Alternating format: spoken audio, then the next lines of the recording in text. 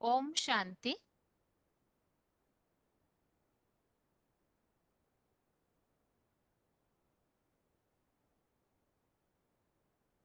भगवत गीता श्लोक क्लास में आज 8 प्रश्नों के उत्तर का टॉपिक हम समझ रहे हैं। सबसे शुरू में हमने 8 प्रश्नों के उत्तर क्यों समझना चाहिए इसे समझा था। ये जो 8 प्रश्न है ये ब्राह्मण बच्चों के लिए जो भी ईश्वरीय ज्ञान की पढ़ाई पढ़ी है उसकी परीक्षा के लिए दिए हुए प्रश्न है और जिसमें बाप की पहचान और उससे संबंधित बातों के प्रूफ मिलते हैं। और इसी के लिए ही इन उत्तरों को हम स्वयं समझकर औरों को समझाए ताकि भक्ति मार्ग में भगवान को लेकर के और इस सृष्टि चक्र के संबंधित कई ऐसी बातें हैं जिसमें गलतफहमी हुई है और सृष्टि का पतन हुआ है। इसीलिए ही इन 8 प्रश्नों के माध्यम से ऐसी बहुत सारी बातों की जानकारी हमें मिलती है। इसीलिए इन 8 प्रश्नों के उत्तरों को जानना जरूरी है और इसीलिए ही हमने इस टॉपिक को शुरू किया था। और इसमें से पहला प्रश्न जो भगवान सर्वव्यापी नहीं है तो एक व्यापी कहाँ है, इसे हमने समझना शुरू किया। भगवान सर्वव्यापी नहीं है इस बात के उत्तर में हमने काफी सारी बातें अभी तक के क्लासेस में समझी है। सबसे पहली बात तो भगवान को सर्वव्यापी मानने के कारण इस सृष्टि का पतन हुआ है। भगवान को सर्वव्यापी अनेक जगह व्यापी मानने के कारण अर्थात कण कण में व्यापी मानने के कारण अधर्म फैल गया है। क्योंकि अनेक जगह भगवान को मानते हैं, सब जगह मानते हैं, तो श्रद्धा स्थान बहुत सारी जगह मन बुद्धि भटक गई। अनेक जगह अपना श्रद्धा स्थान बनाया गया जिसके कारण अधर्म फैल गया। क्योंकि सभी ने अपने अपने अलग भगवान के रूप मान लिए और वहां ही माथा झुकाने लगे तो बुद्धि भटकने लगी और साथ ही में विभिन्नता के कारण भगवान को लेकर और उसके साथ ही अपने श्रद्धा भावनाओं को लेकर के हिंसाचार अत्याचार संघर्ष बढ़ता गया जो कि सृष्टि को कलयुग अंत तक पूरी तरह पतन की ओर पहुंचाता है। इसीलिए ही भगवान सर्वव्यापी नहीं है इसके प्रूफ को समझना जरूरी था, जिस बात को हमने कई सारे प्रमाणों के साथ समझा है। अगर भगवान सब जगह कण कण में या जरे जरे में व्यापी होते आज के संसार की ये हालत क्यों दिखाई देती। क्योंकि भगवान तो गुणों के सागर है, शांति के सागर है। तो फिर जहां भगवान का वास होगा वहां इस तरह से सृष्टि में अधर्म अशांति हिंसाचार पनपते हुए क्यों दिखने में आ रहा है। इसके अलावा भगवान को बहुत सारे साधु संतों में मनुष्य गुरुओं में व्यापी मान लिया गया है। तो भक्ति मार्ग की ये जो मान्यता है ये भी मिथ्या है। क्योंकि अगर मनुष्य गुरुओं में साधु संतों में यदि भगवान का वास होता तो फिर प्रभु दर्शन दो ऐसे कह करके साधु सन्यासी किसे पुकारते हैं। जो स्वयं भगवान है उन्हें तो किसी को पुकारने की आवश्यकता ही नहीं है। अगर भगवान सभी मनुष्य मात्र में व्यापी है तो आज का मनुष्य बीमार दुखी रोगी परेशान क्यों है। भगवान तो शांति और सुखदाता है, स्वयं औषधि है। तो फिर इस तरह से मनुष्य बीमार धीमार क्यों पड़ते, अकाले मृत्यु क्यों होती। इसके अलावा हमने इस बात को भी समझा था, भगवत गीता में तो जो प्रमाण दिए हुए हैं, रामायण में जो उल्लेख मिलते हैं, कल्प कल्प लगी प्रभु अवतारा और भगवत गीता के अनुसार यदा यदा ही धर्मस्य इन श्लोकों से और इसके अलावा अन्य ऐसे कई गीता में श्लोक है जिससे ये प्रमाण मिलता है कि भगवान इस सृष्टि के वासी नहीं है, बल्कि इस सृष्टि पर सृष्टि परिवर्तन के लिए आते हैं। और वो आने का समय भी विशेष कर बताया हुआ है कि जब सर्वव्यापी रूपी अधर्म इस संसार में फैलता है और उसी के कारण धर्म ग्लानि होती है। भगवान को अनेक जगह सब जगह मानने के कारण धर्म ग्लानि होती है। तो उससे उद्धार करने के लिए और एक सत धर्म अर्थात भगवान के एक व्यापी स्वरूप को मानकर जो भगवान सत धर्म की स्थापना करते हैं, उस अनुसार चलने वाले, तो उस खास कार्य के लिए ऐसे देवता बनाने के उद्देश्य से भगवान इस सृष्टि पर आते हैं। इसके साथ ही हमने इन बातों को भी समझा था कि जानवरों में, पेड़, पशु, पंछियों में भी भगवान को व्यापी मान लिया गया है। तो इसे भी हमने समझा था, ये मान्यता भी गलत है, क्योंकि जब मनुष्य जो मनन चिंतनशील प्राणी है उसी की आज दुर्गति है और उसमें ही जब भगवान साबित होते नहीं है, तो फिर जानवर, पशु, पंछी, कीटक, इन सब में भगवान व्यापी कैसे हो सकते हैं? क्योंकि जानवरों को तो भाषा ही नहीं आती, और भगवान आएंगे तो भगवान उवाच करेंगे, ज्ञान समझाएंगे, बच्चों से मिलेंगे, तो भगवान से बातें कैसे करेंगे? तो इन सब बातों से साथ में ही हिंसक जानवर, गंदगी में रहने वाले जानवर, विषैले प्राणी, कीटक, ये सब में भगवान व्यापी कैसे हो सकते हैं? तो वास्तव में ये सारी मान्यताएं गलत है, और इसी के कारण अनेक जगह भगवान को मानने से ही सृष्टि का पतन हुआ है, ये हमने समझा, अर्थात अधर्म फैला है। भगवान जहाँ होंगे तो वहां पर जहाँ गुणी है वहां गुणों का वास जरूर होगा।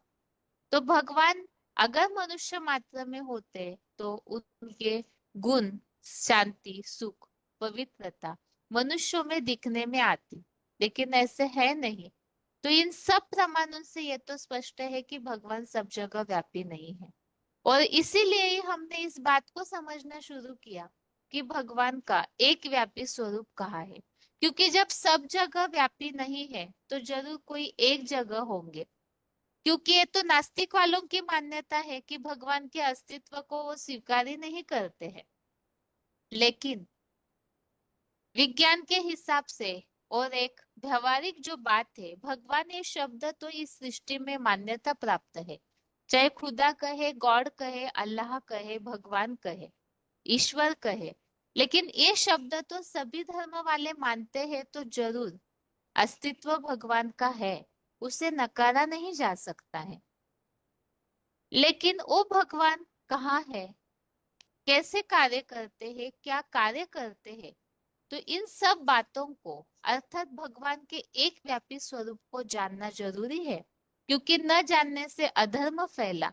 तो भगवान के यथार्थ स्वरूप को जानने, पहचानने से और उनके मत पर चलने से सद्धर्म की स्थापना होती है और आत्माएं पवित्र बनती है, और ये सृष्टि परिवर्तन होकर के एक नई सृष्टि का निर्माण होता है।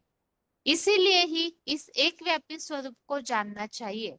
और इसी बात को हमने समझा था कि तीन देवों में भी सबसे महत्वपूर्ण शंकर महादेव, जिनका नाम परमपिता शिव के साथ जोड़ा है। और इस बात को समझने के लिए ही हमने इसे समझा था कि वास्तव में भगवान कौन है। तो इसके लिए हमने समझा, सत्य को भगवान माना जाता है, गॉड इज ट्रूथ कहा हुआ है क्रिश्चियंस में, तो सत्यम शिवम सुंदरम हिंदुओं में कहा है, सिखों में सच्चा पातशाह कहा हुआ है।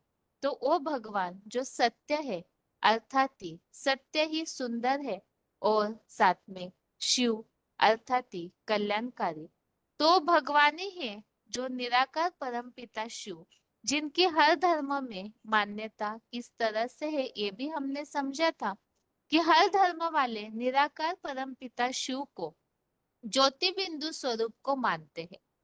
लेकिन परम पिता शिव ज्योति बिंदु निराकार है और मनुष्य साकार है, तो इस सृष्टि का परिवर्तन हो नहीं सकता। इसीलिए परम पिता को किसी साकार तन का आधार लेना होता है। तो सृष्टि चक्र के अनुसार देवताएं ही जन्म मरण के चक्र में आते आते नीचे उतरते उतरते जब साधारण मनुष्य बनते हैं, तो उनमें से जो श्रेष्ठ माने जाने वाले ब्रह्मा विष्णु महेश, ये भी साधारण मनुष्य ही बनते हैं। इनमें से ही शंकर जैसे पाठधारी, जो साधारण मनुष्य होते हुए भी ईश्वर के ज्ञान को सही रीति और यथार्थ रीति जब पहचान लेते हैं समय पर, तो ज्ञान योग की पढ़ाई के आधार से वो अपने को संपूर्ण बना लेते हैं और इस तरह से ईश्वर की पढ़ाई को पढ़ते हैं कि वो परम पिता शिव के समान निराकारी स्टेज धारण करते हैं। निराकारी स्टेज अर्थात निसंकल्पी स्टेज, आत्म ज्योति बिंदु की स्टेज में सदैव रहना। मनुष्य मात्र देहभान के कारण भगवान को भूल गए, पतन हो गया तो सृष्टि को भी नीचे गिराया। इसीलिए ही परम पिता शिव को शंकर महादेव, जो वास्तव में कलयुग अंत में देवता नहीं है बल्कि साधारण मनुष्य होते हुए भी ईश्वरीय ज्ञान की पढ़ाई से सबसे पहले देवता बनने का पुरुषार्थ करते हैं। इसीलिए ही महादेव बन जाते हैं। जितने भी देवताएं हैं उन सबसे महान देव। साथ ही में परम पिता शिव समान बनने के कारण परम पिता शिव के साथ एक शंकर महादेव का ही नाम जोड़ा जाता है और वो समान बनते हैं, इसका प्रमाण ही भक्ति मार्गीय शास्त्रों में भी मिलता है।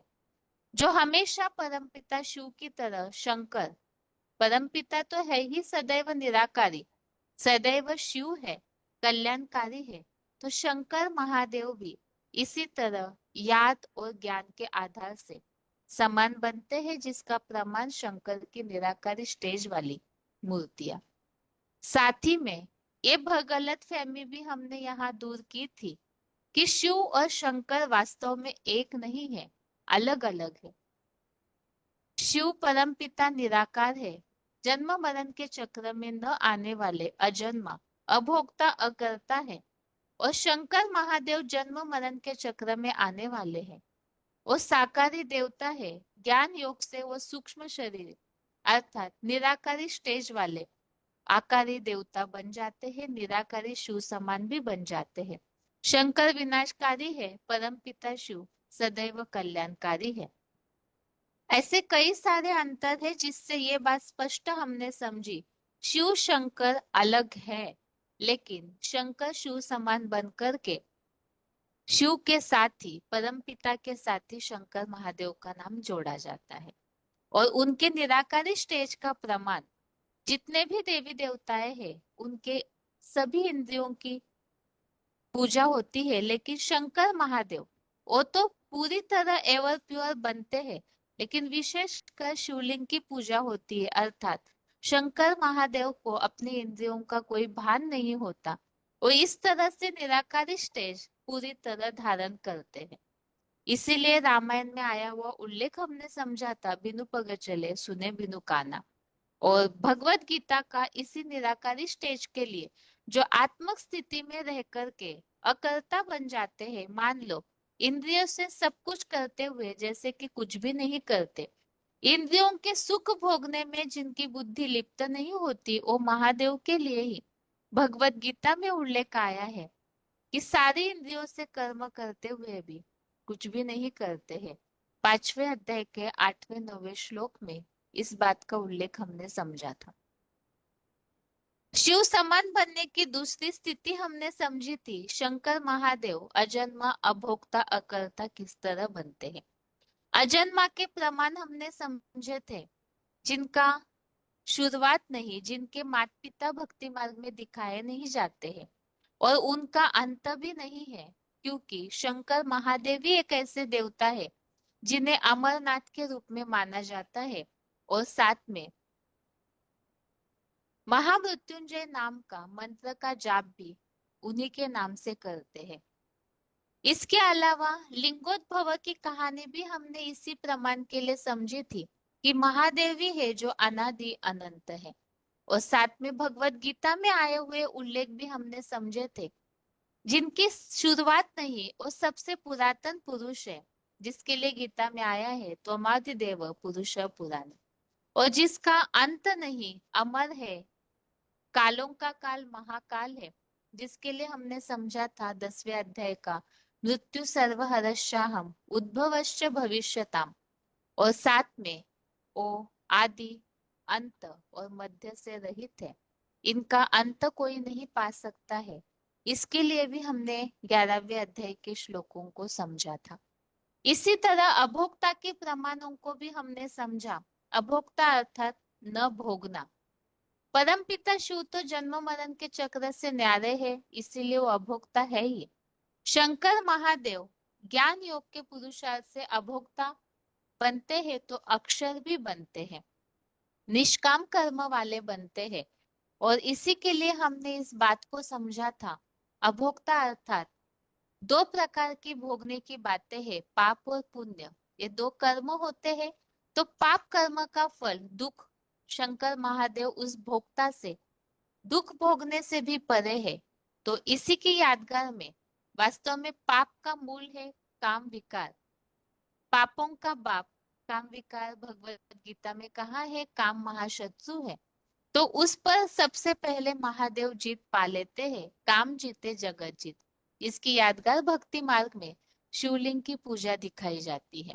इसी तरह से पुण्य का फल भी वो भोगते नहीं, सदैव वैरागी स्टेज में दिखाए जाते हैं। तो स्वर्ग के सुख भोगते हुए महादेव को कहीं भी दिखाया नहीं जाता, हमेशा वैराग्य अवस्था में ही उनके चित्र मिलते हैं। यादगार भक्ति मार्ग में काशी कैलाश पर्वत पर पहाड़ पर ही उनका निवास स्थान दिखाया जाता है। और साथ में उनकी वेशभूषा भी इसी तरह से पूरी तरह से बेगरी रूप में, फकरी रूप में दिखाते हैं। अर्थात तो कोई भी प्रकार का है तो सबसे महान देवता, लेकिन कोई भी प्रकार के सुख महादेव भोगते नहीं है। तो यह अभोक्ता के प्रमाण, साथ में हमने अकर्ता के गुण को भी समझा था। क्यों कोई भी कर्मों का फल भोगते नहीं, निष्काम है, अर्थात अकर्ता बनते हैं। और इसके दो प्रमाण मुख्य जो माने जाते हैं। सागर मंथन जब हुआ, तो जो हलाहल ग्लानि रूपी विष निकला, तो उसे महादेव ने पी लिया। ग्लानि से तो सब डर के भागते हैं, लेकिन फिर भी वो उस ग्लानि रूपी विष को पी करके भी सारे संसार का कल्याण करते हैं। साथ ही में हमने ये समझा था कि इस सृष्टि का विनाश करने जैसा महान कार्य भी एक महादेव ही करते हैं, लेकिन आत्मिक स्थिति में रहने के कारण उन पर उसका पाप का लेपछेप नहीं चढ़ता। तो एक तीनों गुणों से वो परम पिता शिव के समान बन जाते हैं। इसी के साथ हमने समझा था शंकर महादेव ऐसे बन जाते हैं प्रैक्टिकल में। तो ये तो भक्ति मार्गीय सारे प्रूफ हमने समझे, लेकिन यहाँ तो सृष्टि का परिवर्तन परम पिता को प्रैक्टिकल में करना है, क्योंकि भौतिक सृष्टि तो यहाँ आंखों से दिखने में आ रही है। और जिस तरह से इस दुनिया में हाहाकार मचा हुआ है दुखों का, तो इसके लिए ही परम पिता को प्रैक्टिकल में सृष्टि पर आना है।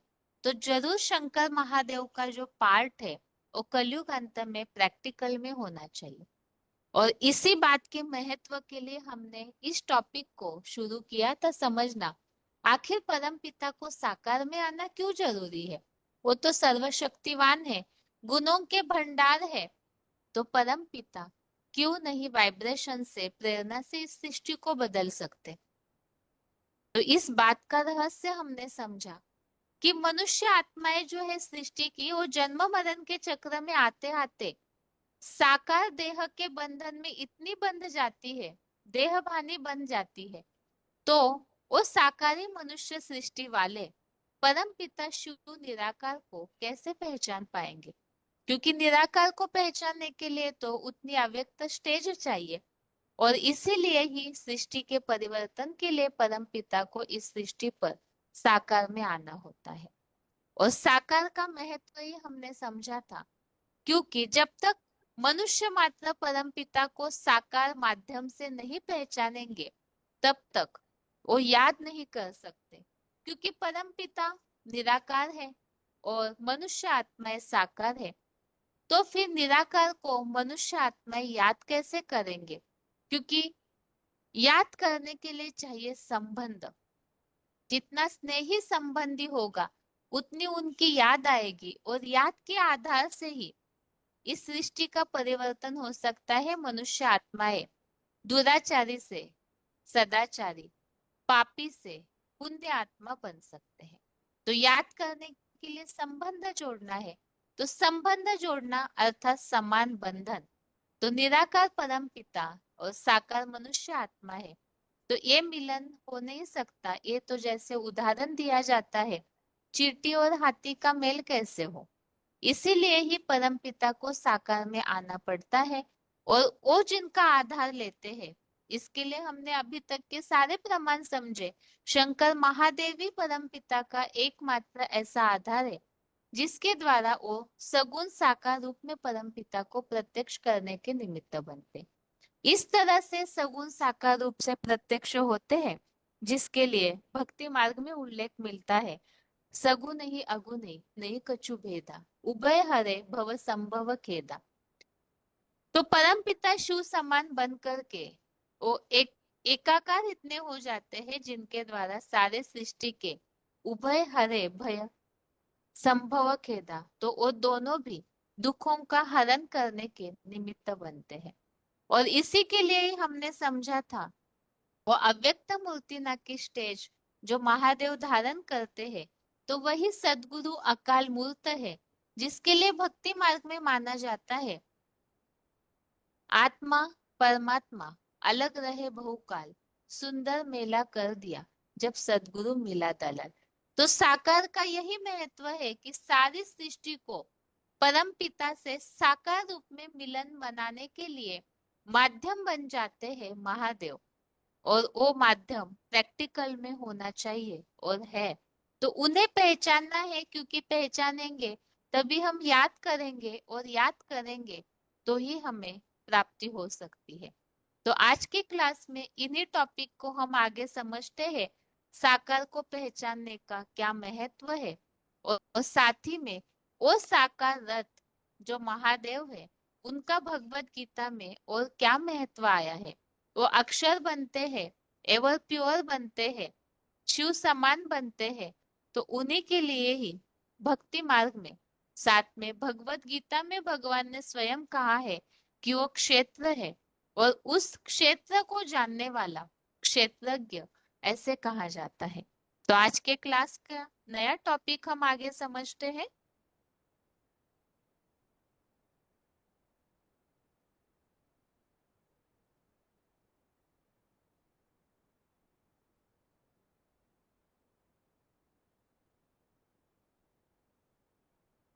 आज की क्लास का टॉपिक ही है कि वही महादेव जो है भगवत गीता में आए हुए उल्लेख के अनुसार क्षेत्र बन जाते हैं, जिसके लिए यहाँ पहले पॉइंट समझते हैं हम।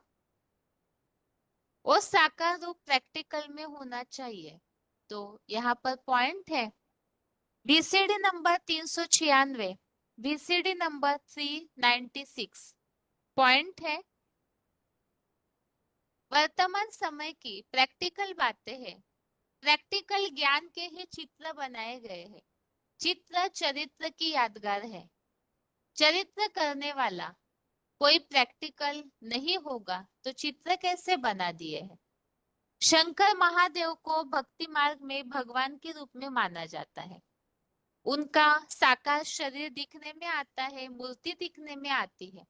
मूर्ति उन्हीं की बनती है, यादगार चित्र उनके बनते हैं जो कोई चरित्र करके गए हैं। तो भगवान के रूप में जरूर शंकर महादेव सारी सृष्टि से मिले हैं, तभी तो उनका वो यादगार भक्ति मार्ग में इतना मान्यता प्राप्त है। तो इससे तो ये बात स्पष्ट है कि शंकर महादेव के जो चित्र है वो चरित्र की यादगार है, और जरूर वो प्रैक्टिकल में है। प्रैक्टिकल के बिना कोई भी चित्र या चरित्र बन नहीं सकता है। आगे वो क्या चरित्र करते हैं उसे ही हमें समझना है, साथ में उन्हें प्रैक्टिकल में पहचानने से क्या प्राप्ति होती है वो हमें समझना है। VCD number 2354, VCD number 2354। ऐसा महाकाल का रूप जो सारी दुनिया को खा जाएगा, लेकिन उसको कोई खा नहीं सकता। कालों का काल महाकाल, जिसको कोई काल खा नहीं सकता, ऐसा तेरा ये शरीर रूपी क्षेत्र है। और गीता में बताया है वो क्षेत्र ज्ञ, ज्ञ बना जानने वाला। तेरा शरीर क्षेत्र है और वो क्षेत्रज्ञ है। तो ये जो महादेव है, जो युद्ध क्षेत्र है, और उस साकार शरीर को जानने वाला क्षेत्र का ज्ञाता अर्थात क्षेत्रज्ञ कहा जाता है।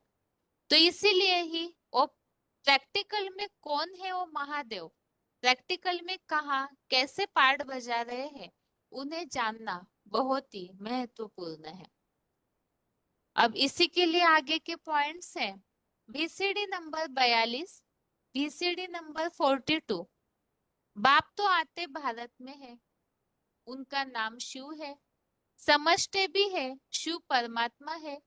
शिव जयंती व शिवरात्रि भी मनाते हैं। है निराकार। जैसे आत्मा निराकार है, वैसे परमात्मा बाप भी निराकार है। और निराकार भी साकार में आते हैं पार्ट बजाने के लिए। अब निराकार शिव तो शरीर बिगर पार्ट नहीं बजा सकते हैं। तो यहाँ हमने साकार का महत्व समझा, क्योंकि परमपिता शिव बिना किसी शरीर का आधार लिए पार्ट नहीं बजा सकते। अगला पॉइंट है VCD नंबर 1।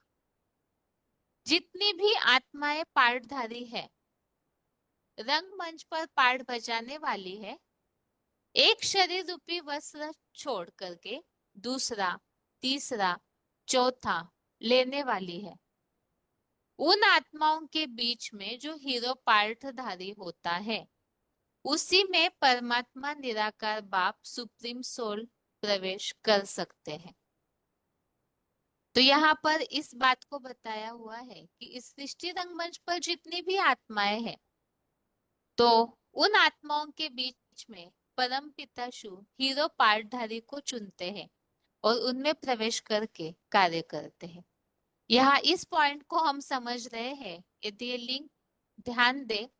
सबसे पहले तो साकार को जानना जरूरी है, और साकार प्रैक्टिकल में है, इसीलिए ही चित्र चरित्र यादगार बने हैं।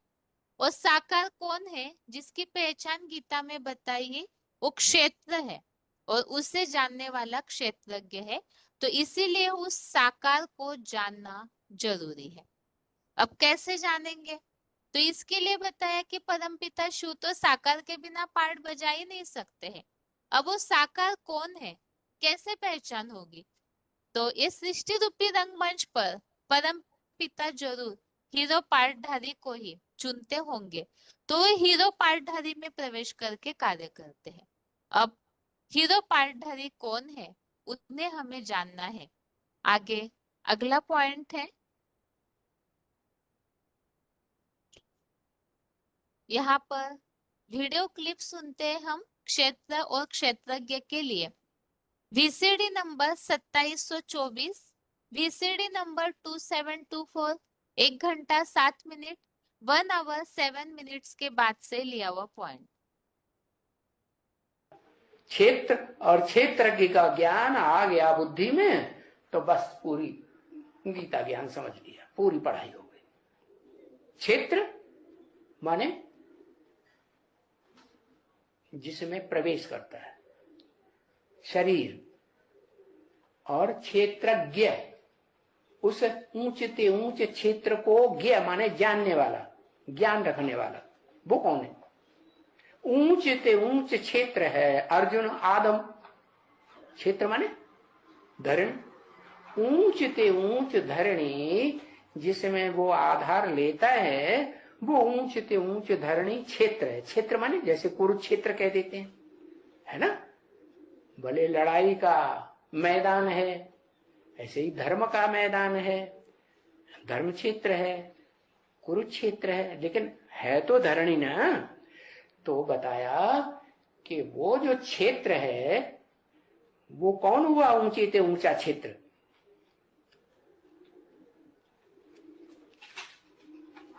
हाँ, भारत में जिसका चित्र बनाते हैं। हाँ,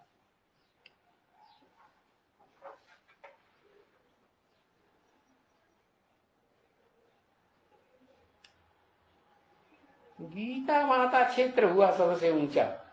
क्षेत्र माने धरणी।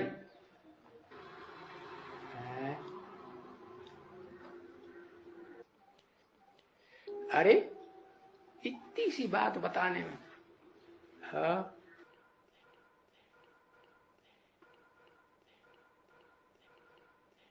कुरुक्षेत्र।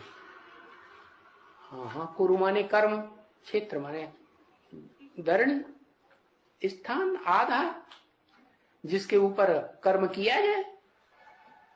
तो परम ब्रह्म, हाँ, जिस ब्रह्मा पहले पहले में प्रवेश करता है वो हो गया क्षेत्र, और जिसने प्रवेश किया वो हो गया उसको पहचानने वाला। क्या जब आता है तो पहचान के प्रवेश करता है कि एक्स वाई जेड कोई भी आत्मा में प्रवेश कर जाएगा। हाँ, पहचान के प्रवेश करता है कि इस दुनिया में ऊंचे से ऊंचा क्षेत्र कौन सा है। क्षेत्र माने धरणी, आधार। कौन सा आधार है? ऊंचे से ऊंचा आधार वही है जिसके लिए इस श्लोकों में भी लिख दिया है। क्या? गुरु ब्रह्मा गुरु विष्णु गुरुदेवो महेश्वर गुरु साक्षात परम ब्रह्म तस्मै श्री गुरुवे नमः। जो बड़े से बड़ा ब्रह्मा बनता है। क्या?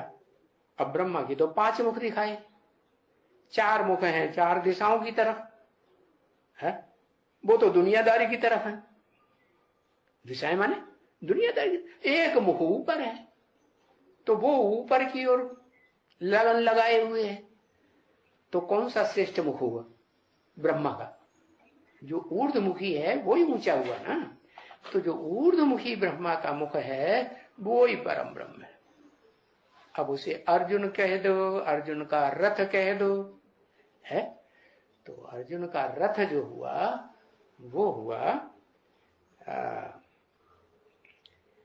ऊंचे के ऊंचा वो क्षेत्र जो अकूट ज्ञान के भंडार को धारण करता है। आगे है,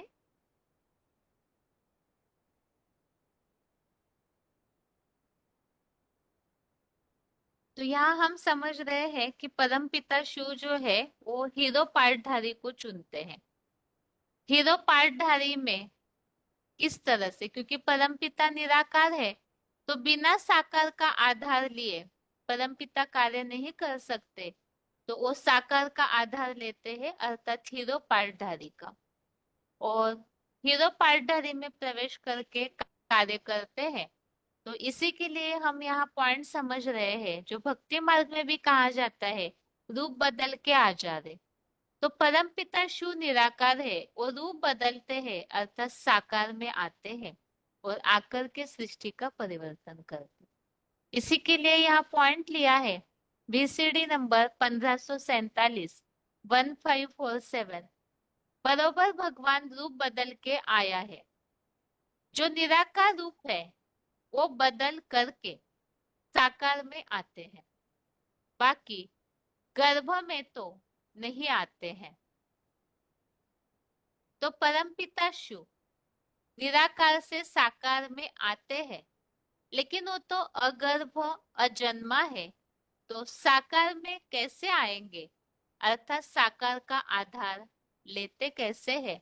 तो इसके लिए भगवत गीता में बताया हुआ है, अध्याय 11 का 54वां श्लोक, अध्याय 11 का श्लोक नंबर 54, भक्त्यात्मनन्या शक्य अहमेवा विधोर्जुन ज्ञातुं द्रष्टुं च तत्वेन प्रवेष्टुं च परन्तप।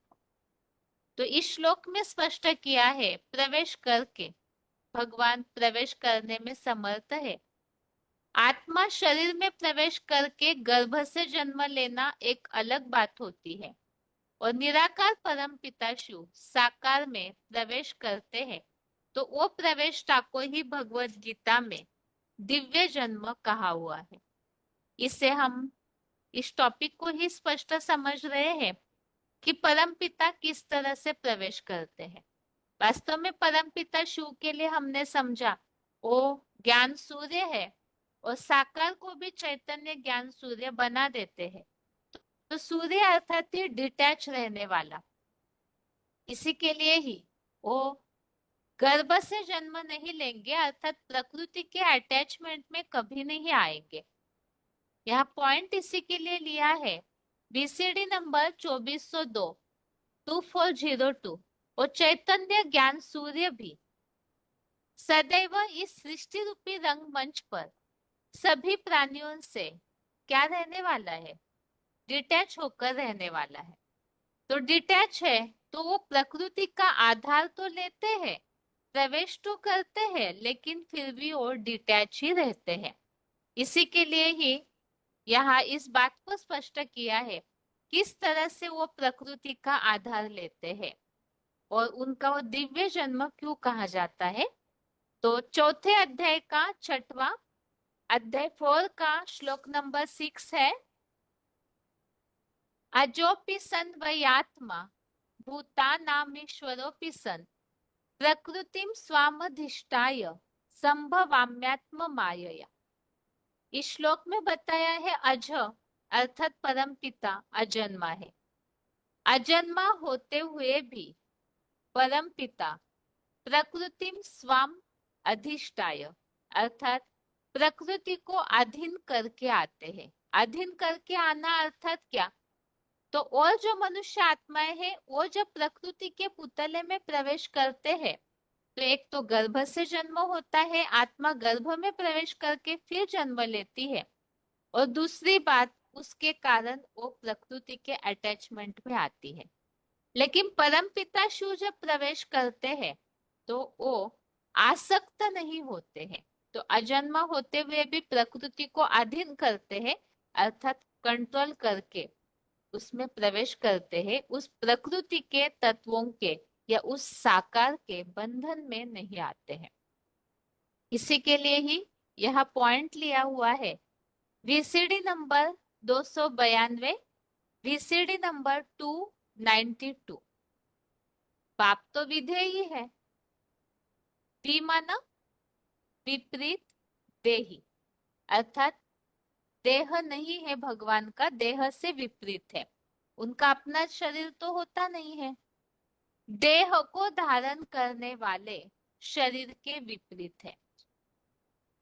विधेयी है माना निराकारी है, वो तो सदा ही शिव है, ज्योति बिंदु है, कभी भी देह के बंधन में बंधता नहीं है, इस दुनिया के बंधन में भी नहीं बंधता, इस सृष्टि चक्र के चक्कर में भी नहीं आता है।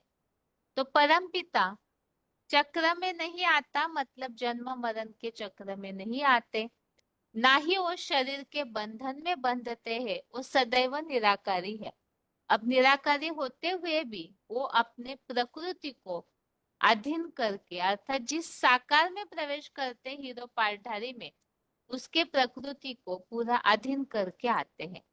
आगे अगला पॉइंट है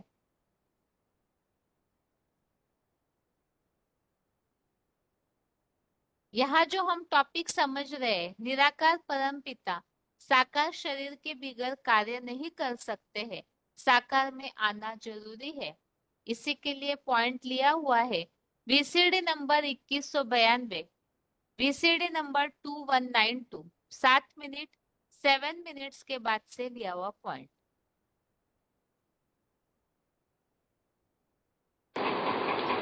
भगवान ही संसार में जरूर सबसे जास्ती पवित्र कर्म करके जाता है, इसलिए दुनिया में उसकी सबसे जास्ती पूजा भी होती है। पूजा तो होती है, लेकिन ये नहीं समझते कि पूजा निराकार की हो सकती है या साकार की हो सकती है। पूजा तो साकार की होगी ना, निराकार की कैसे पूजा होगी।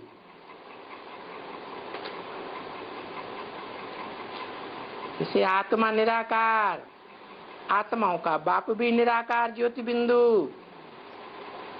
वो ज्योति बिंदु शिव गीता के वाक्य के अनुसार प्रवेष्टुम अर्थात प्रवेश करने योग्य है। जैसे भूत प्रेत आत्माएं भी प्रवेश कर जाती हैं, परंतु उनका दिव्य जन्म नहीं है। और शिव का दिव्य जन्म है। कैसा दिव्य जन्म? भूत प्रेत प्रवेश करते हैं तो चेहरा मोरा सारा बदल जाता है। क्यों? क्यों बदल जाता है? हैं? क्योंकि भूत प्रेतों में या कोई भी मनुष्य मात्र में देहभान जरूर होता है, भारीपन होता है। देह भारी होती है, आत्मा तो बहुत हल्की होती है। तो जो सदैव आत्मिक रूप में स्थित रहने वाला है, वो जब प्रवेश करता है तो जिसमें भी प्रवेश करता है उसको पता ही नहीं चलता, हल्केपन के कारण कि कब आया और कब चला गया। देखने वालों को भी पता नहीं चलता। तो मैं इस रूप से दिव्य जन्म लेता हूं। ऐसा दिव्य जन्म और कोई मनुष्य आत्मा नहीं ले सकती है।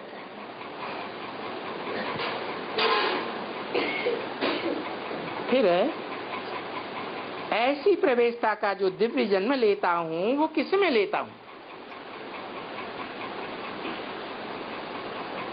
अरे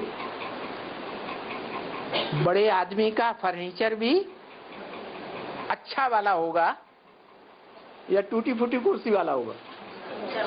है अच्छा वाला होगा। अब कहते हैं भगवान है ऊंचे ते ऊंच, मुसलमान नाम भी दे दिया अल्लाह मियां। अल्लाह हमारे सबसे ऊंचा। तो जो सबसे ऊंचा है क्या कोई नीचे में आवेगा? है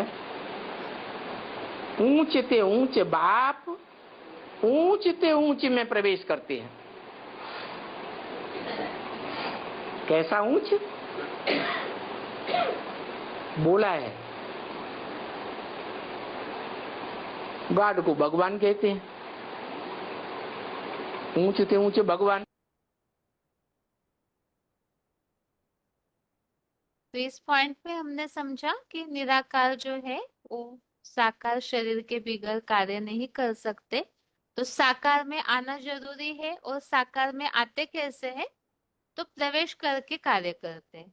लेकिन अंतर यही है, भूत प्रेत आत्माएं जो है वो देहभान वाली होती है, और निराकार परम पिता वो तो निराकारी स्टेज वाले हैं। तो इसीलिए उनका वो जो जन्म है, उस जन्म को दिव्य जन्म या अलौकिक जन्म कहा जाता है। वो जो प्रवेश करके कार्य करते हैं वही दिव्य जन्म है, और उस अनुसार जो कर्म होता है वो उनका दिव्य कर्म है। आगे इसी टॉपिक को हम समझते हैं, परम पिता का दिव्य अलौकिक जन्म अर्थात क्या।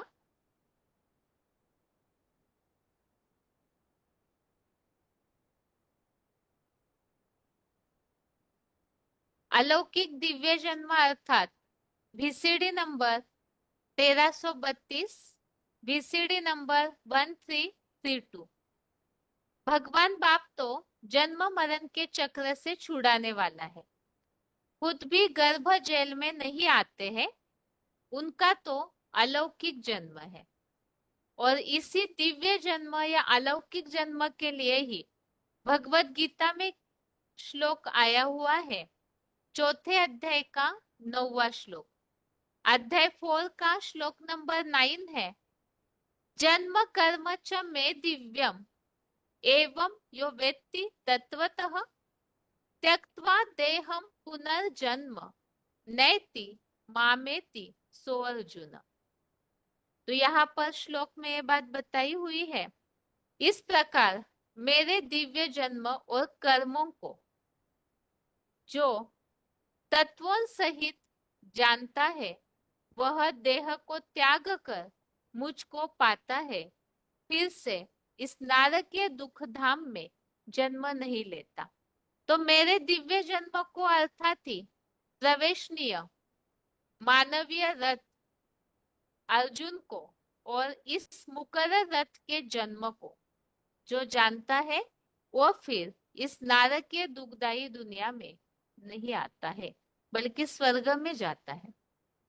तो परम पिता के इस दिव्य अलौकिक जन्म को जो प्रवेश करके विशेष रूप से प्रत्यक्ष होते हैं संसार के सामने, तो उस प्रत्यक्षता रूपी दिव्य जन्म को जानने से प्राप्ति होती है। तो वो दिव्य जन्म के लिए यहाँ और पॉइंट है, वीसीडी नंबर 148, वीसीडी नंबर 148। मैं जो निराकार परम ब्रह्म परमेश्वर हूँ, वो मैं कभी पुनर्जन्म में नहीं आता हूँ। माना गर्भ से जन्म नहीं लेता हूँ। मेरा दिव्य जन्म है। मैं गर्भ में प्रवेश न होकर के कोई शरीर में प्रवेश होकर के अपना पार्ट बजाता हूँ। तो शरीर में प्रवेश करके जो पार्ट बजाते हैं, वास्तव में ये दिव्य जन्म है, दैहिक जन्म तो है नहीं। दिव्य जन्म का अर्थ ही होता है संसार के सामने प्रत्यक्ष होना। तो परम पिता शिव निराकार साकार हीरो पार्टधारी महादेव में प्रवेश करते हैं और प्रवेश करके जो संसार के सामने प्रत्यक्ष होते हैं, वही उनका दिव्य अलौकिक जन्म है। आगे है,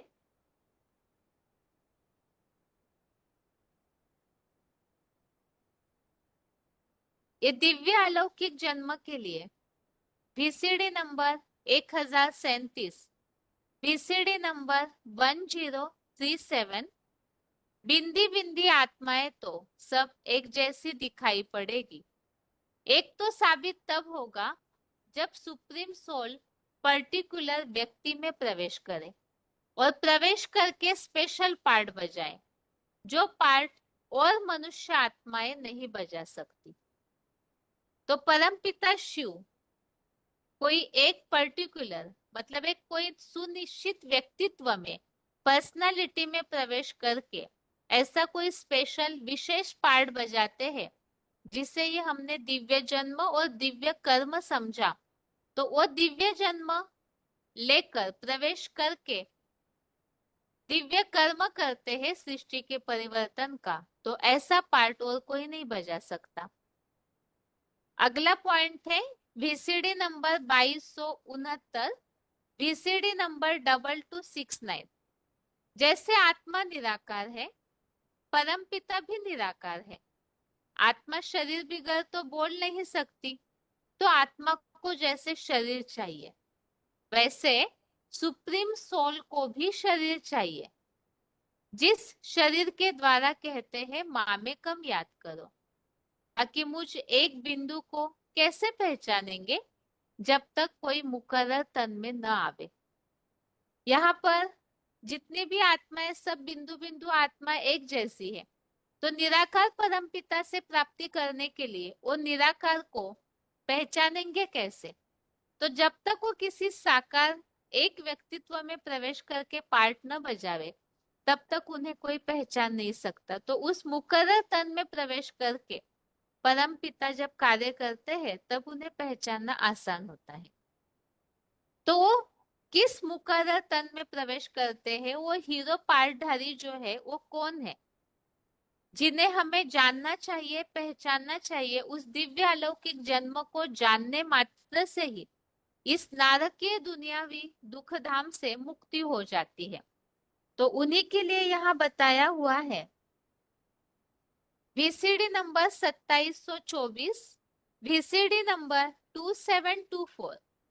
निराकार किसके द्वारा कर्म करता है, कराता है, उसको जाना, तो उसको पूरा पहचानो, निश्चय बुद्धि बनो, जिसको कहा जाता है मनुष्य सृष्टि का बाप। तो उस मनुष्य सृष्टि के पिता को, अर्थात निराकार जिस साकार में प्रवेश करते हैं, कार्य करते हैं, उन्हें पहचान करके उनके प्रति पूरा निश्चय बुद्धि होना जरूरी है। इसी के लिए ही आगे एक वीडियो क्लिप सुनते हैं, ये दिव्य अलौकिक जन्म अर्थात क्या, और उस जन्म को जानने से क्या प्राप्ति होती है। आगे है पॉइंट, है वीडियो पॉइंट। दिव्य जन्म का अर्थ वीसीडी नंबर 2192 2192 13 मिनट के बाद से लिया हुआ पॉइंट है।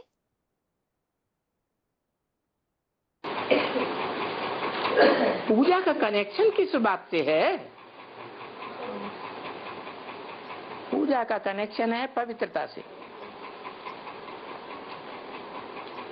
भगवान ही संसार में जरूर सबसे जास्ती पवित्र कर्म करके जाता है, इसलिए दुनिया में उसकी सबसे जास्ती पूजा भी होती है।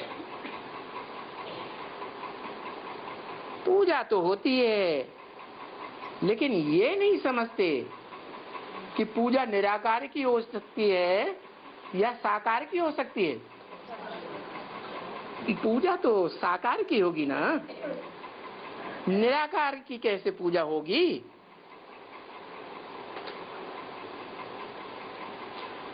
इसे आत्मा निराकार, आत्माओं का बाप भी निराकार ज्योति बिंदु, वो ज्योति बिंदु शिव गीता के वाक्य के अनुसार प्रवेष्टुम अर्थात प्रवेश करने योग्य है। जैसे भूत प्रेत आत्माएं भी प्रवेश कर जाती हैं, परंतु उनका दिव्य जन्म नहीं है। और शिव का दिव्य जन्म है। कैसा दिव्य जन्म? भूत प्रेत प्रवेश करते हैं तो चेहरा मोरा सारा बदल जाता है। क्यों? क्यों बदल जाता है? हैं? क्योंकि भूत प्रेतों में या कोई भी मनुष्य मात्र में देहभान जरूर होता है, भारीपन होता है। देह भारी होती है, आत्मा तो बहुत हल्की होती है। तो जो सदैव आत्मिक रूप में स्थित रहने वाला है, वो जब प्रवेश करता है तो जिसमें भी प्रवेश करता है उसको पता ही नहीं चलता, हल्केपन के कारण कि कब आया और कब चला गया। देखने वालों को भी पता नहीं चलता। तो मैं इस रूप से दिव्य जन्म लेता हूं। ऐसा दिव्य जन्म और कोई मनुष्य आत्मा नहीं ले सकती है।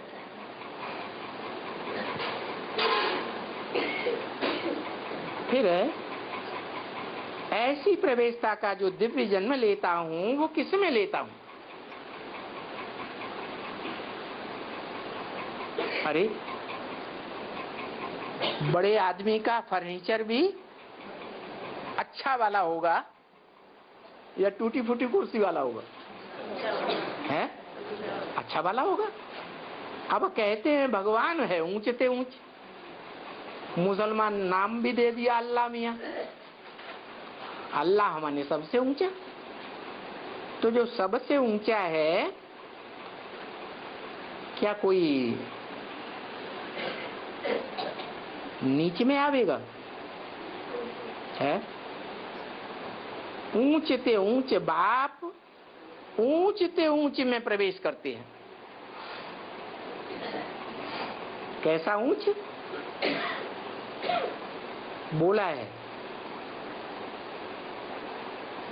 गॉड को भगवान कहते हैं। ऊंचे ते ऊंचे भगवान। नेक्स्ट टू गॉड,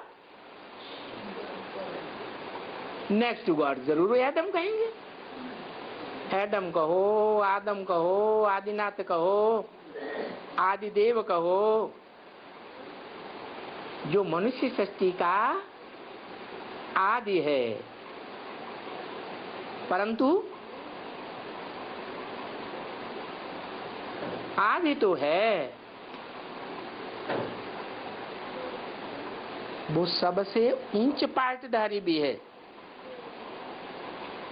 ये दुनिया एक रंगमंच है, रंगमंच पर नंबरवार पार्टधारी पार्ट बजाते हैं। तो ऊंचते ऊंच पार्टधारी को क्या कहते हैं?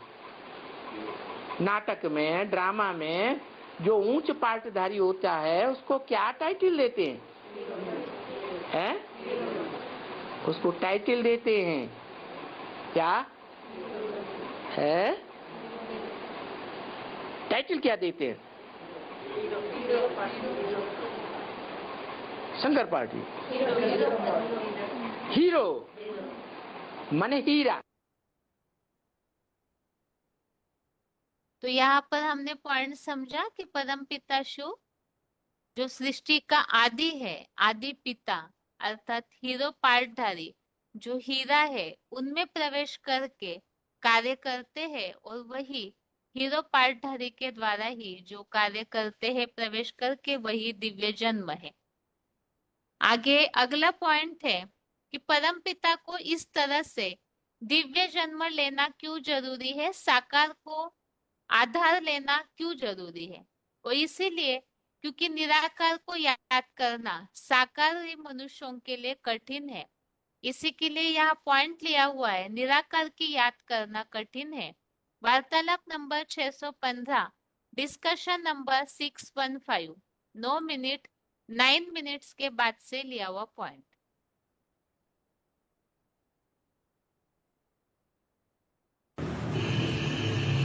साकार को याद करना सहज होता है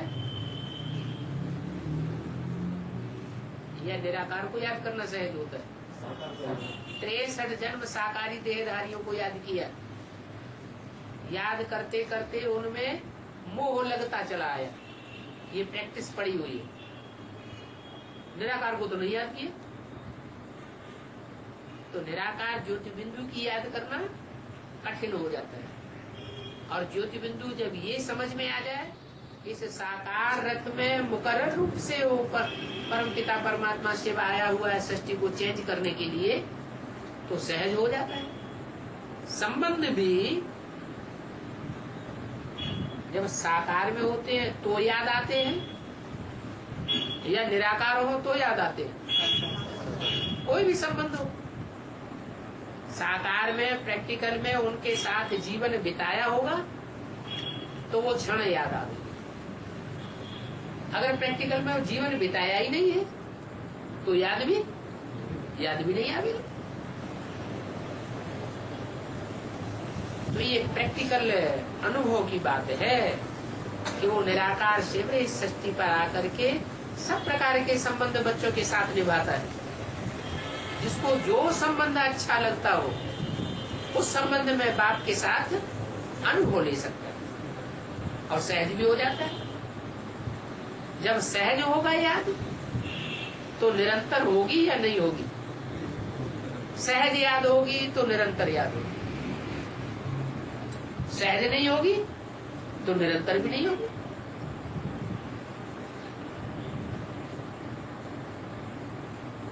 इसलिए साकार में निराकार को याद करना ये है एडवांस ज्ञान। सिर्फ निराकार की पहचान, मैं आत्मा ज्योति बिंदु, उस ज्योति बिंदु आत्माओं का बाप शिव ज्योति बिंदु, इतना तो जान लिया।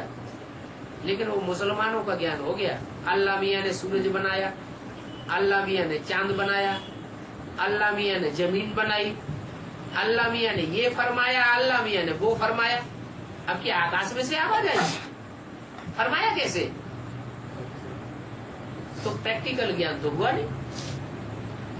अभी तो बाप खुद प्रैक्टिकल में आया हुआ है और प्रैक्टिकल ज्ञान की बातें बताता है। कोई अंधश्रद्धा अंधविश्वास सिखाने की बात नहीं है। तो इस तरह से हमने समझा कि परम पिता का जो दिव्य जन्म शास्त्रों में भी कहा हुआ है, तो परम पिता प्रैक्टिकल में कार्य करते हैं और उस प्रैक्टिकल पार्ट को हीरो पार्टधारी आदिदेव आदम को, शंकर महादेव को सन्मुख पहचानना, प्रैक्टिकल में पहचानना जरूरी है। क्योंकि पहचानेंगे तो संबंध जोड़ेंगे, संबंध जोड़ेंगे तो याद करेंगे तो ही अनेक प्रकार की प्राप्तियां उसमें छिपी हुई है, समाई हुई है। तो इसीलिए आगे हम समझते हैं कि साकार को पहचानना, जिसमें निराकार कार्य कर रहे हैं, उन्हें पहचानना कितना आवश्यक है। आगे इसी टॉपिक पर समझते हैं भगवान की पहचान की महिमा या महत्व क्या है।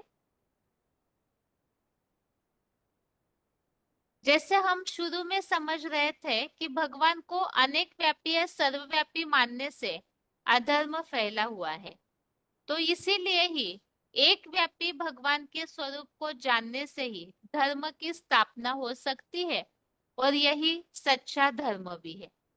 तो वो साकार स्वरूप, यहाँ पर जो टॉपिक यहाँ डिस्प्ले में दिख रहा है जिन्हें भी, तो वो गीता के भगवान के टॉपिक से लिया हुआ है।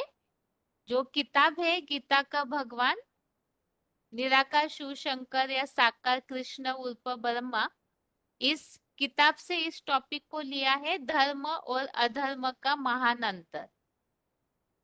वह साकार स्वरूप हीरो पार्टधारी है कौन, उसे पहचानना क्यों जरूरी है, इसे समझना ही सबसे अहम है।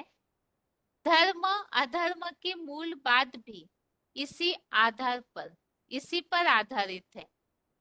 सच्चे साकार स्वरूप को पहचानना, मानना और तद अनुसार चलना ही धर्म है, तथा झूठे को परम पिता परमात्मा का स्वरूप समझना घोर अधर्म है।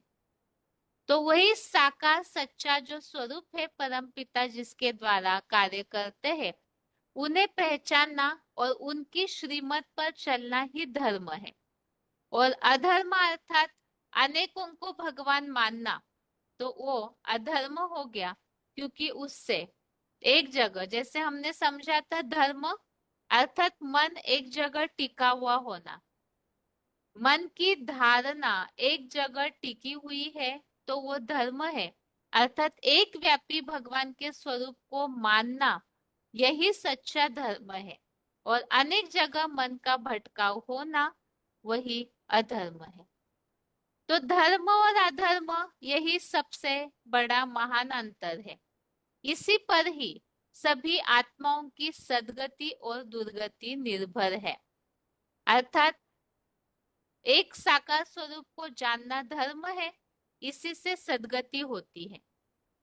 तो निराकार शिव का इस साकार स्वरूप हीरो पार्टधारी अर्थात मूर्तिमंत शंकर को पहचानना ही भगवान को पहचानना है, क्योंकि आत्मा का परिचय साकार शरीर से ही होता है। भगवान की इसी पहचान का महात्म्य और श्रेष्ठ प्राप्ति का उल्लेख भी गीता के कई श्लोकों में आया हुआ है।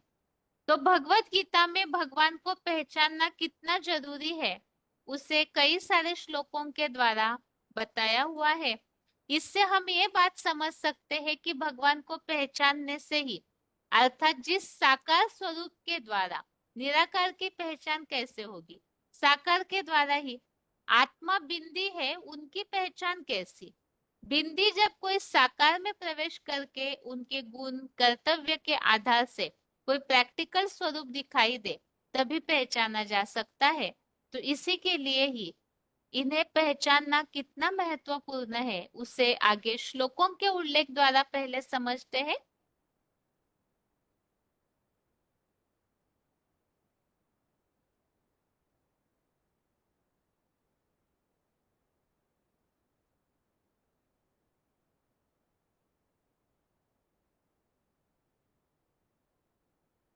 भगवान को पहचान कर उनकी श्रीमत पर चलने से ही सत धर्म की स्थापना होती है। जो हम अभी समझ रहे थे, एक व्यापी स्वरूप को जानना ही धर्म है, उस साकार स्वरूप को जानना ही धर्म है। तो इसी के लिए ही उनको पहचान कर उनकी श्रीमत पर चलने से ही सत धर्म की स्थापना होती है। VCD number 2229 VCD number 2229, 18 minute के बाद से लिया हुआ पॉइंट। तो वो आत्माओं का बाप इस सृष्टि पर किसी मुकर्रर मनुष्य के रथ में आकर के हमको श्रेष्ठ मत देता है। और जितने भी देहधारी धर्मगुरु हुए हैं इस दुनिया में, वो सब भ्रष्ट मत देते हैं। क्या भ्रष्ट मत देते हैं? भ्रष्ट मत देते देते आज दुनिया की ये हालत हो गई है कि भगवान को सर्वव्यापी बना दिया। क्या सर्वव्यापी अगर हम समझेंगे कि मेरे में, तेरे में, उसमें, कीड़े में, पतंगे में, जानवर में भगवान है, तो बुद्धि बिखर जाएगी या एकाग्र होगी? बिगड़ जाएगी। तो देखो भ्रष्ट मत दी या श्रेष्ठ मत दी? ये तो भ्रष्ट मत दे दी, सबकी बुद्धि भ्रष्ट हो गई। तो अब हम क्या करें?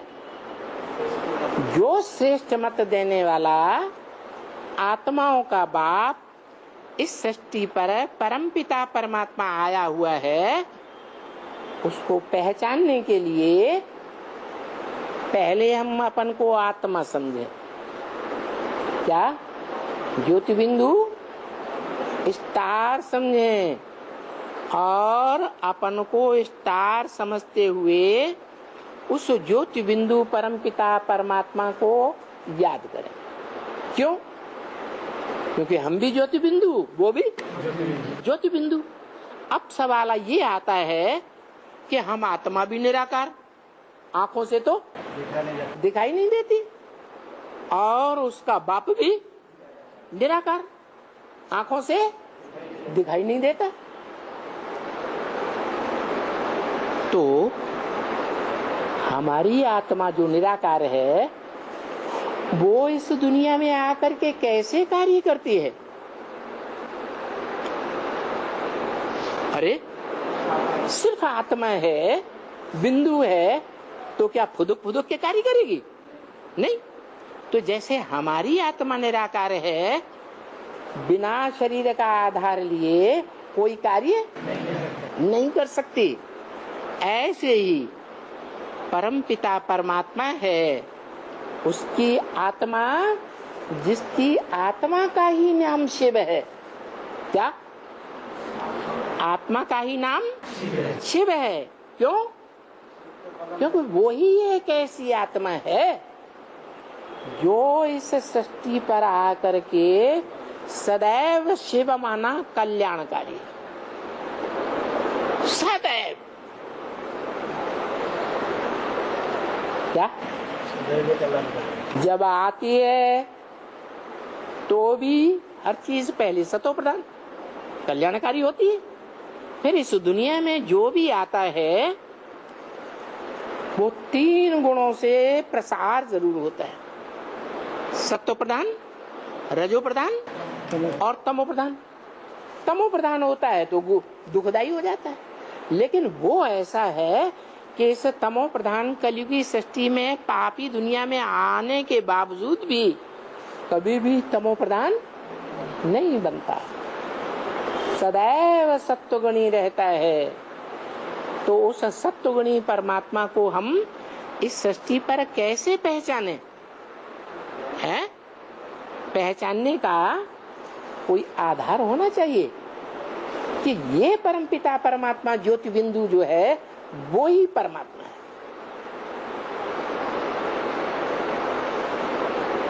सिर्फ कह दे वो निराकार है, ज्योति बिंदु है, आत्माओं का बाप है, तो पहचान में आ जाएगा? है? मनुष्य आत्माएं पहचान में कब आती हैं? जब शरीर धारण करें तभी तो पहचान में आती है। तो ऐसे ही वो परमपिता परमात्मा इस सृष्टि पर आकर के कौन से नर अर्जुन, सद्भाग्य का अर्जन करने वाला अर्जुन में प्रवेश करके कार्य करती है, वो पहचानना पड़े। कैसे पहचानेंगे? ज्ञान की आदर्श। जो वो ज्ञान देता है ना, वो ज्ञान बिल्कुल निराला ज्ञान देता है। दुनिया के मनुष्य जो बातें सुनाते हैं वो तो पुरानी शास्त्रों की बातें सुनाते हैं, और वो जो सुनाता है वो तो त्रिकालदर्शी है। उसको शास्त्र पढ़ने की दरकार है नहीं। त्रिकालदर्शी होने से वो भूत भविष्य वर्तमान तीनों कालों को जानता है। उसे कोई शास्त्र वगैरह पढ़ने की दरकार नहीं है। तो वो जो कुछ ज्ञान सुनाता है वो बिल्कुल नई बातें सुनाता है। ऐसी नई बातें दुनिया में कोई मनुष्य मात्र सुना ही नहीं सकता। तो कैसे पता चलता है इनमें बाप भगवान है? जब ज्ञान सुनाते हैं। कैसा ज्ञान? निराला ज्ञान सुनाते हैं। ऐसा ज्ञान दुनिया में कोई मनुष्य मात्र ने नहीं सुनाया। नया ज्ञान सुनाते हैं नई दुनिया स्थापन करने के लिए। और मनुष्य गुरु पुरानी वही शास्त्रों की बातें सुनाते हैं। पुरानी शास्त्रों की जरा जीर्ण बातें सुनने सुनाने से पुरानी दुनिया बनेगी या नई दुनिया बनेगी? पुरानी दुनिया बनती है। तो फिर वो हंसेंगे, है हम उसी परमपिता परमात्मा शिव को जानते हैं, पहचानते हैं, और पहचान कर उसकी मत पर चलते हैं। वो जैसी जैसी हमको श्रीमत देता है उस श्रीमत के आधार पर चल करके हम इस नरक की दुनिया को क्या बनाते हैं? स्वर्ग बनाते हैं। आगे है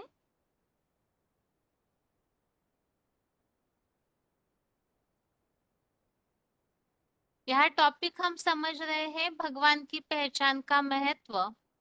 और इसी में हमने जैसे अभी पॉइंट समझा, निराकार परमपिता जिस साकार के द्वारा दिव्य जन्म लेते हैं, अलौकिक जन्म लेते हैं, तो उस साकार को अर्थात साकार के माध्यम से निराकार को जो पहचानते हैं और उनकी श्रीमत पर जो चलते हैं, उसी के द्वारा सद्धर्म की स्थापना होती है। तो एक धर्म को मानने से, एक व्यापी स्वरूप को मानने से ही सद्धर्म की स्थापना होती है। तो इसी के साथ भगवान की पहचान के महत्व के लिए भगवत गीता में और जो श्लोक आए हुए हैं, एक तो 10वें अध्याय का 3रा श्लोक है, अध्याय 10 का श्लोक नंबर 3 है। श्लोक है, यो माम अजम अनादिम च वेत्ति लोक महेश्वरम असम्मूढ़ः समर्तेषु सर्व पापे प्रमुच्यते। तो इस श्लोक में बताया है जो मुझ शिव बाबा को अजन्मा अनादि और त्रिलोकी का महान शासक को जानता है, वो मनुष्यों में मोह रहित हुआ सब पापों से भली भांति मुक्त हो जाता है। तो यहाँ पर भगवान को जानने से पापों से मुक्त होने की बात का उल्लेख आया हुआ है। इसी तरह 5वें अध्याय का 29वां श्लोक, अध्याय 5 का श्लोक नंबर 29 है। इसमें उल्लेख है, भोक्तारम यज्ञ तपसाम सर्वलोक महेश्वरम सुहृदम सर्वभूतानां ज्ञात्वा माम शांतिम मृच्छति। तो इस श्लोक में उल्लेख आया है, यज्ञ तपस्या के भोक्ता को, सब प्राणियों में विश्वामित्र रूप मुझको, त्रिलोकी नाथ को जानकर शांति को पाता है। तो यहाँ उल्लेख आया है, भगवान को जानने से शांति की प्राप्ति होती है। इसी तरह से भगवत गीता का 13वें अध्याय का 18वां श्लोक और 34वां, अध्याय 13 का श्लोक नंबर 18 है। इसमें भी इस बात का उल्लेख आया हुआ है, जो भगवान को जानते हैं, क्षेत्र को जो जानते हैं, तो ऐसे जानने वाला फिर राजाई भाव को प्राप्त करता है। और 13वें अध्याय का 34, अध्याय 13 का श्लोक नंबर 34, इसमें उल्लेख आया है, जो भगवान को ज्ञान नेत्रों के द्वारा जान लेता है वो परम पद की प्राप्ति करता है। और चौथे अध्याय का 9वां, अध्याय 4 का श्लोक नंबर 9, इस श्लोक में उल्लेख आया हुआ है, जो अभी अभी हमने इस श्लोक को समझा था। जन्म कर्म च में दिव्यम एवं यो वेत्ति तत्वतः त्यक्त्वा देहम पुनर्जन्म नैति मामेति सो अर्जुन। भगवान के दिव्य जन्मों को जानने वाला फिर इस नारकीय दुखी संसार में जन्म नहीं लेता, सीधा स्वर्गलोक ही पहुंच जाता है। इसी तरह से चौथे अध्याय का 35वां, अध्याय 4 का श्लोक नंबर 35, इसमें उल्लेख आया है, इस ज्ञान को जानकर अर्थात भगवान को जानकर फिर मोह अंधकार में नहीं फंसता, नहीं पाता है। और साथ में सारे सृष्टि रूपी वृक्ष को, एक जिस साकार में परम पिता का वास है, तो सारे सृष्टि रूपी वृक्ष को उसी में ही देख लेता है।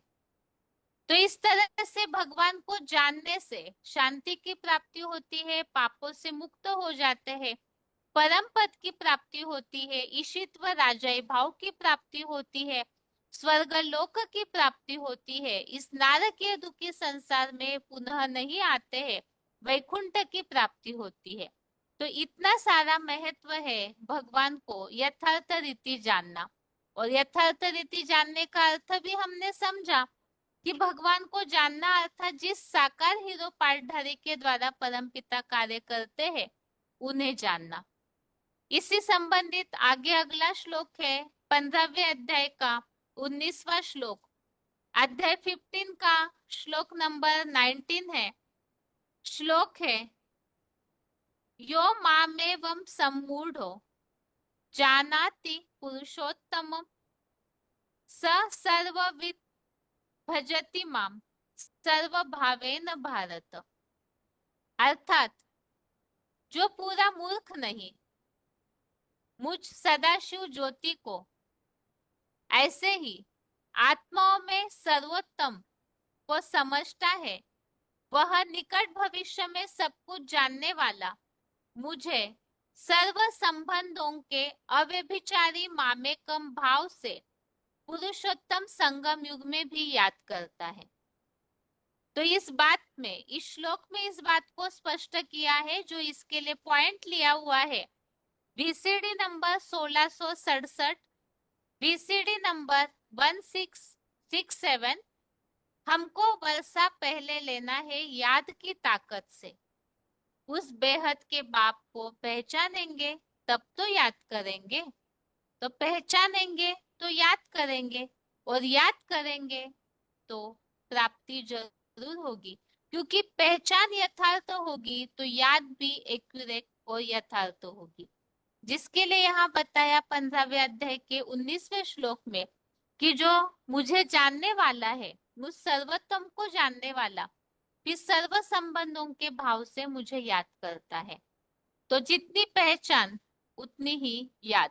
इसी के लिए ही 10वें अध्याय का 7वां श्लोक, अध्याय 10 का श्लोक नंबर 7, उस श्लोक का उल्लेख यहाँ समझते हैं, एताम विभूतिम योगम च मम यो वेत्ति तत्वतः सो विकम्पेन योगेन युज्यते नात्र संशयः।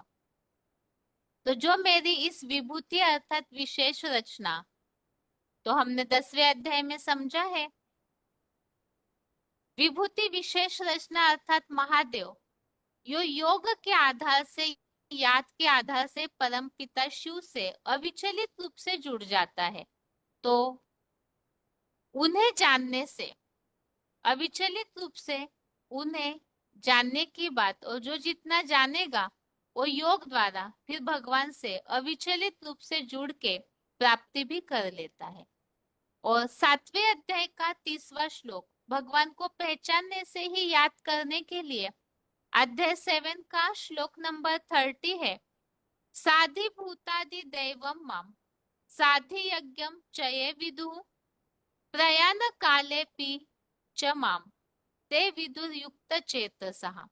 तो इस श्लोक में भी इस बात को बताया हुआ है, भगवान के उस स्वरूप को जो जान लेते हैं तो फिर जान करके कल्पांत काल में जानने वाले वैसे ही प्राप्ति भी करते हैं। तो ये भगवान के पहचान का महत्व यहाँ बताया हुआ है इन श्लोकों में। और पहचानने से ही हम याद कर सकते हैं। तो किस तरह से पहचान और याद का कनेक्शन है और इसके द्वारा हम और क्या क्या प्राप्ति कर सकते हैं, इसे हम अगले हफ्ते के क्लास में समझेंगे। क्योंकि जितना जितना भगवान को हम जानते हैं, पहचानते हैं, तो जैसे अभी हमने समझा, सुख की प्राप्ति, शांति की प्राप्ति, वैकुंठ की प्राप्ति, पाप भस्म होते हैं। और साथ ही में जो तीनों लोकों के महेश्वर को जानता है, कि प्रयाण काल में भी वो दुखी नहीं होता है। तो आज के क्लास में हमने इन टॉपिक को समझा है। सबसे पहले तो साकार को पहचानने का महत्व, अर्थात क्षेत्र को जानने वाला क्षेत्रज्ञ ऐसे कहा जाता है। तो वो क्षेत्र कौन है और क्षेत्र बनता कैसे है, इसके लिए हमने समझा निराकार परमपिता शिव सृष्टि परिवर्तन के लिए साकार में प्रवेश करते हैं और साकार में प्रवेश करके जो कार्य करते हैं उससे ही दिव्य अलौकिक जन्म कहा है, जिसके लिए 11वें अध्याय का 54 और चौथे अध्याय का 6वां अध्याय 11 का श्लोक नंबर 54 भी हमने समझा प्रवेश तुम। और चौथे अध्याय के 6वें श्लोक में हमने समझा अजन्मा होते हुए भी वो प्रकृति को अधीन करके उस साकार को, प्रकृति को कंट्रोल करके दिव्य जन्म लेते हैं। और इस दिव्य अलौकिक जन्म को जो जानता है वो फिर से इस नारकीय संसार में जन्म नहीं लेता। इसके लिए चौथे अध्याय का 9वां श्लोक भी हमने समझा। तो उस दिव्य अलौकिक जन्म को साकार में जो प्रवेश करके कार्य करते हैं उसे जानना जरूरी है। क्योंकि जानेंगे तो ही हम उनसे संबंध जोड़ेंगे तो याद अच्छी आएगी। क्योंकि निराकार की याद करना कठिन है, इसीलिए साकार को जानना जरूरी है। और इस साकार को जानना ही वास्तव में धर्म का मूल है। क्योंकि एक व्यापी स्वरूप को जानेंगे तो बुद्धि एक जगह टिकेगी, और एक जगह टिकना अर्थात धर्म धारणा है वो, और वही धर्म से ही फिर हमें प्राप्ति हो सकती है। तो इस तरह से आज के क्लास में हमने इन सब बातों को समझा है।